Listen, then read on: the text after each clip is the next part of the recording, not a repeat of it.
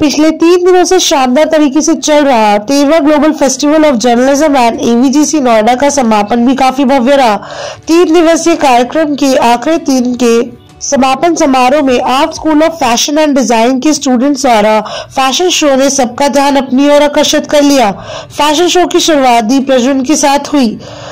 Doctor Sandeep मारवा ने कहा, fashion के रुझान अक्सर तेजी से बदलते हैं और फैशन अक्सर इन प्रवृत्तियों के न्यूनतम संस्करण का वर्णन करने के लिए प्रयोग किया जाता है, क्योंकि फैशन एक आर्ट है।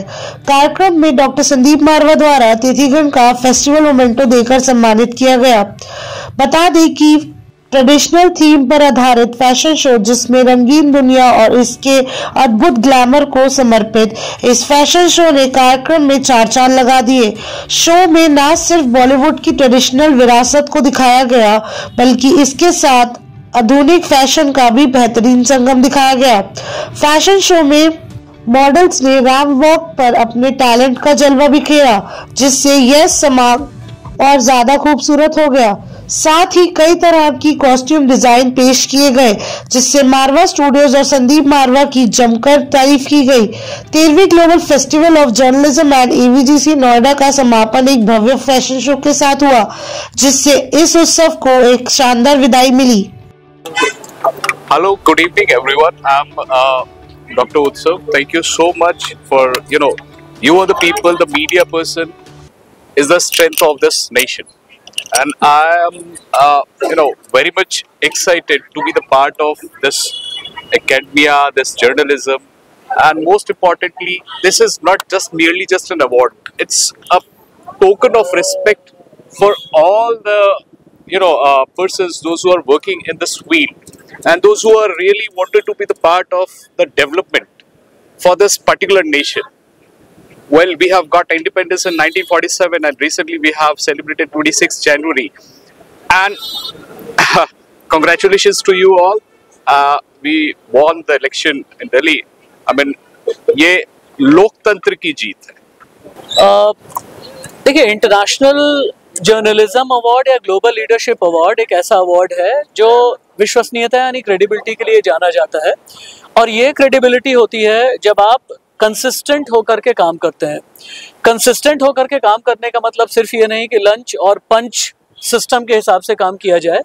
ज़रूरी ये होता है कि अपनी अकाउंटेबिलिटी और रिस्पॉन्सिबिलिटी समझते हुए काम किया जाए। मारवा स्टूडियो, चूँकि मेरा तो ये मानना है जिस तरह की यहाँ एनर्जी होती है, जिस तरह का यहाँ डायनेमिज्म होता है, मारवा स्टूडियो जब भी मैं आता हूँ, क्योंकि मैं भी अलमनाई हूँ मारवा स्टूडियो का, तो यहाँ पर ये फील होता है कि हाँ, लेजेंड्स किस तरीके से तैयार किए जाते हैं।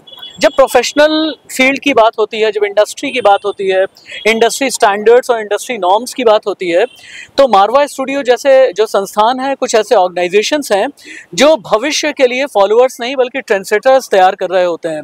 अगर आप फॉलोअर बनते हैं तो आप ये रिस्पॉन्सिबिलिटी नहीं समझते, लेकिन अगर आप ट्रेंड सेटर बनते हैं तो आपको पता चलता है कि हाँ, आपकी अकाउंटेबिलिटी क्या है। और जब अकाउंटेबिलिटी की बात होती है तो ये अकाउंटेबिलिटी जनता के लिए है, ये अकाउंटेबिलिटी सोसाइटी के लिए है, ये अकाउंटेबिलिटी आज की तारीख में सबसे बड़ी है कि आप फेक न्यूज़ से किस हद तक दूर रहें। सर, आज जो है फैशन ट्रेंड चला, तो इसके बारे में क्या कहना चाहेंगे? किस किस तरह की थीम? सबसे मजे की बात तो ये है कि लोगों को इस बात की हैरानगी हो गई कि एक जर्नलिज्म फेस्टिवल में फैशन शो का क्या काम। और यही हम लोगों को बताना चाहते हैं कि जब प्रेस काउंसिल ऑफ इंडिया बनी थी देश के अंदर, तो 3 मुद्दों को लेकर मीडिया को बताया गया था कि ये आपकी जिम्मेदारी है। पहली जिम्मेदारी टू इन्फॉर्म, इंफॉर्मेशन। सेकंड जिम्मेदारी टू एजुकेट, एजुकेशन। और तीसरी जिम्मेदारी टू एंटरटेन मासेस। और ये जिम्मेदारी भी मीडिया की आती है, चाहे वो अखबार हो, रेडियो हो, टेलीविजन हो, OTT चैनल हो या न्यू मीडिया हो। आपकी ये 3 जिम्मेदारियां हैं समाज के प्रति कि आप उन्हें मैक्सिमम इंफॉर्मेशन दीजिए, मैक्सिमम उन्हें एजुकेट करिए और मैक्सिमम एंटरटेनमेंट करिए। और ये तीनों का जो है संतुलन हमेशा बना रहना चाहिए। कोई भी एक संतुलन जब बिगड़ेगा तो मीडिया कहीं ना कहीं कमजोर पड़ जाएगा।